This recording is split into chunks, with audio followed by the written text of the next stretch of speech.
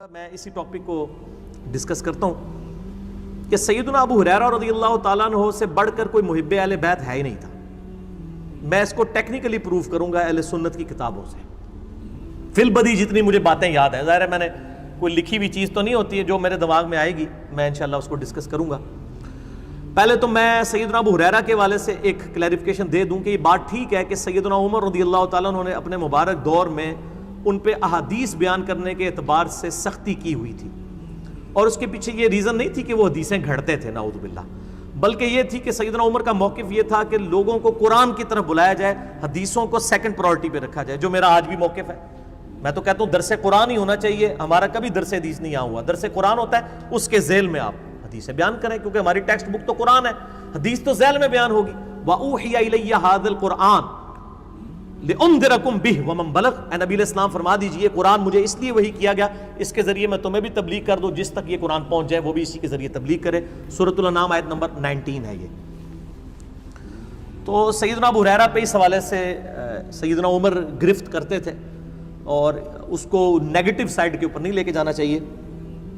دوسرا، سیدنا ابو ہریرہ رضی اللہ تعالیٰ کے بارے میں صحیح مسلم میں حدیث موجود ہے کہ ابو ہریرہ کہتے ہیں کہ میرے بارے میں اور میری والدہ کے بارے میں نبی علیہ السلام نے دعا کی تھی کہ اے اللہ جتنے مومن ہیں وہ ابو ہریرہ اور اس کی ماں سے محبت رکھیں، اور مومنین کی محبت ابو ہریرہ اور ان کی ماں کے دل میں داخل کر دیں. ابو ہریرہ کی جو والدہ تھی نبی علیہ السلام کو گالیاں دیتی تھی، کافرہ تھی.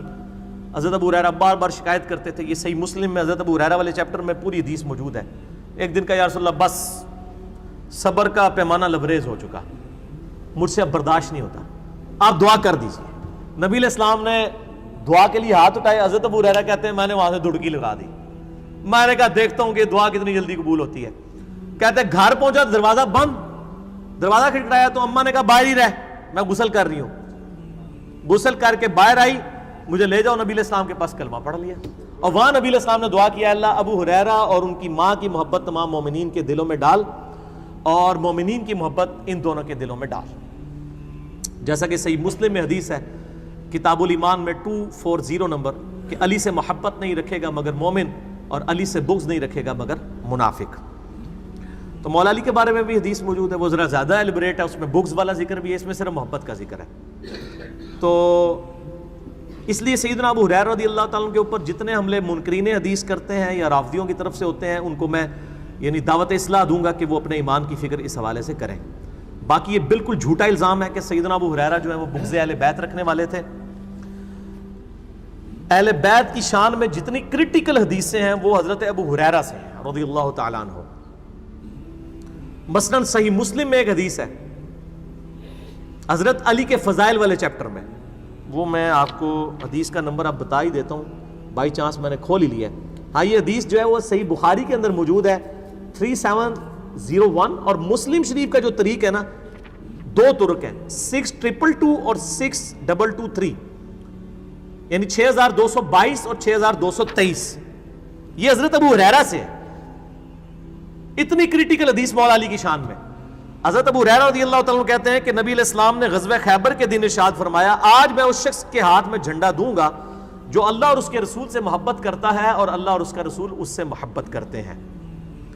اور حضرت ابو ہریرہ کہتے ہیں، حضرت ابو ہریرہ اسپیشلی اس حدیث کے ساتھ، ابو ہریرہ کہتے ہیں کہ میں نے عمر بن خطاب سے سنا کہ وہ کہا کرتے تھے کہ مجھے اس دن سے پہلے کبھی بھی یہ تمنا نہیں ہوئی کہ نبی علیہ السلام میرے سپرد کوئی قیادت کریں سوائے غزوہ خیبر کے.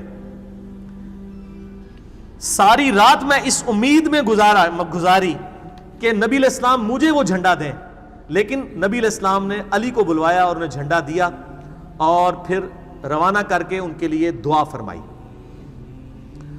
تو یہ حضرت ابو ہریرہ نے حضرت عمر کا قول نقل کیا ہے کہ حضرت علی پر رشک کرتے تھے حضرت عمر، اور کون نقل کر رہا ہے؟ حضرت ابو ہریرہ. تو بغض اہل بیت کیسے ہو سکتا ہے؟ اہل سنت کے یہاں ایک وہ جعلی روایت تاریخ کی کتابوں میں ہے کہ حضرت ابو بکر کی نیکیوں پہ حضرت عمر رشک کرتے تھے. وہ جھوٹی روایت ہے. شیخ البانی، شیخ زبیر علی زئی صاحب دونوں کہتے ہیں یہ گھڑی ہوئی روایت ہے، اور ہماری کسی مین سٹریم کی کتاب میں نہیں، تاریخ بغداد میں ہے. مشکات میں بھی تحکیم تیسری جلد کے اندر شیخ زبیر صاحب نے بھی کی ہوئی ہے جعلی روایت پبلک کے اندر مشہور ہے، اور کئی میں نے اہل سنت کے بڑے بڑے علماء کو، بریلوی، دیوبندی، اہل حدیث، تینوں گروہوں کے علماء کو حدیث بیان کرتے ہوئے سنا ہے، لیکن یہ حدیث میں نے آج تک کسی کو بیان کرتے ہوئے نہیں سنی. میرے بعد کسی نے بیان کر دی جو مسلم شریف میں ہے کہ حضرت عمر کہتے ہیں مجھے علی پر رشک ہوگا، اور ابو بکر پہ رشک والی کہ جی وہ ایک رات کی نیکیاں لے لے اور وہ مجھے غار ثور کی نیکیاں، ایک رات کی نیکی دے کے پوری زندگی کی نیکیاں لے لے، جھوٹی روایت وہ مشہور کی ہوئی ہے. تو حضرت ابو ہریرہ میں کوئی بغض اہل بیت نہیں تھا. اچھا، اسی طریقے سے وہ مسند احمد میں ایک حدیث ہے کہ نبی علیہ السلام نماز پڑھ رہے تھے تو سیدنا حسن و حسین جو ہے نبی علیہ السلام کے کندھے پہ سوار ہو گئے اور آپ علیہ السلام نے سجدہ لمبا کر دیا. یہ حدیث جو ہے یہ حضرت ابو ہریرہ راوی ہیں اس حدیث کی. اور سب سے کریٹیکل حدیث سیدنا حسن و حسین کے بارے میں جو کسی اور صحابی سے نہیں ہے، وہ ہے ہی حضرت ابو ہریرہ سے ہے. اب یہ بائی چانس یہ کھلا ہوا ہے تو میں اس میں، ہاں یہ دیکھیں کرامت ہے، مل گئی ہے. سیدنا ابو ہریرہ المستدرک الحاکم میں 4777 نمبر حدیث ہے. شیخ البانی نے بھی صحیح کہا، شیخ زبیر زئی نے بھی صحیح کہا، امام حاکم، امام زابی نے بھی صحیح کہا کہ حضرت ابو ہریرہ کہتے ہیں کہ نبی علیہ السلام ہمارے پاس اس حال میں تشریف لائے کہ ایک کندھے پر حسن اور دوسرے پہ حسین کو سوار کیا اور باری باری دونوں کو چوم رہے تھے. اور آپ ہمارے پاس جب تشریف لائے تو ہم نے پوچھا اللہ کے رسول آپ ان دونوں سے محبت کرتے ہیں؟ آپ نے فرمایا ہاں، اور جو ان سے محبت رکھے تو گویا اس نے مجھ سے محبت کی، اور جس نے حسن و حسین سے بغض رکھا اس نے مجھ سے بغض رکھا. اس حدیث کے راوی صرف حضرت ابو ہریرہ ہیں کہ جس نے حسن و حسین سے محبت کی اس نے مجھ سے محبت کی، اور جس نے حسن و حسین سے بغض رکھا اس نے مجھ سے بغض رکھا. اس کریٹیکل حدیث کے راوی صرف حضرت ابو ہریرہ ہیں. تو ابو ہریرہ میں کہاں سے بغض اہل بیت ہوگا؟ یہ تو میں نے آپ کو ایک اینگل بتایا ہے. دوسرا اینگل یہ ہے کہ آل امیہ کے خلاف اعلان حق جن اصحاب نے بلند کیا ان میں حضرت ابو ہریرہ شامل تھے. جب تکبیرات کی انہوں نے سنت چھوڑی، حضرت ابو ہریرہ نے ان کی مخالفت کی. بخاری مسلم آپ کھول کے دیکھ لیں، سب سے زیادہ مخالفت کرنے والے تھے. اسی طریقے سے حضرت ابو ہریرہ رضی اللہ تعالیٰ عنہ، صحیح بخاری میں وہ حدیث ہے کہ میری امت کی تباہی جو ہے وہ قریش کے لونڈوں کے ہاتھ میں ہوگی، اور بنو امیہ کی طرف انہوں نے کنایا کیا. اور صحیح مسلم میں موجود ہے کہ حضرت ابو ہریرہ کہتے ہیں کہ نبی علیہ السلام نے فرمایا تھا کہ میری امت کا یہ قبیلہ میری امت کو تباہ و برباد کر دے گا. تو ہم نے پوچھا یا رسول اللہ علیہ وسلم ہم اس وقت کیا کریں؟ تو نبی علیہ السلام نے فرمایا کہ کاش میری امت ان سے الگ ہو جائے اس وقت. اس حدیث کے راوی بھی حضرت ابو ہریرہ ہیں. پھر المستدرک الحاکم میں اور مسند ابی یعلا میں جو روایت ہے کہ نبی علیہ السلام نے بنو امیہ کے بندروں کو اپنے ممبر پہ ناچتے کودتے ہوئے دیکھا.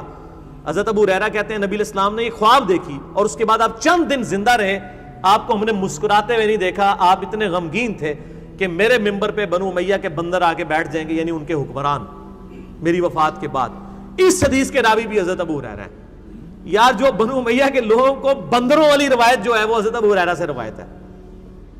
ٹھیک ہے جی، ہر موقع پہ وہ آل امیہ کی مخالفت کرتے تھے. بخاری میں حدیث موجود ہے، مروان ایک دفعہ چلا گیا تو مدینے کے اوپر نائب بنا کے چلا گیا حضرت معاویہ کے دور میں حضرت ابو ہریرہ کو. تو انہوں نے جب جمعے کی نماز پڑھائی تو انہوں نے وہی صورتیں پڑھی جو نبی علیہ السلام پڑھتے تھے. تو بعد میں آ کے پھر لوگوں نے مروان کو شکایت کی کہ جی علی بن ابی طالب جو کوفے کے اندر پڑھا کرتے تھے نا، ابو ہریرہ نے آج وہ تلاوت کی ہیں صورتیں. تو مروان نے بلا کے حضرت ابو ہریرہ سے کہا کہ تم نے وہ علی والی صورتیں، انہوں نے کہا علی والی نہیں ہے، وہ نبی والی ہیں.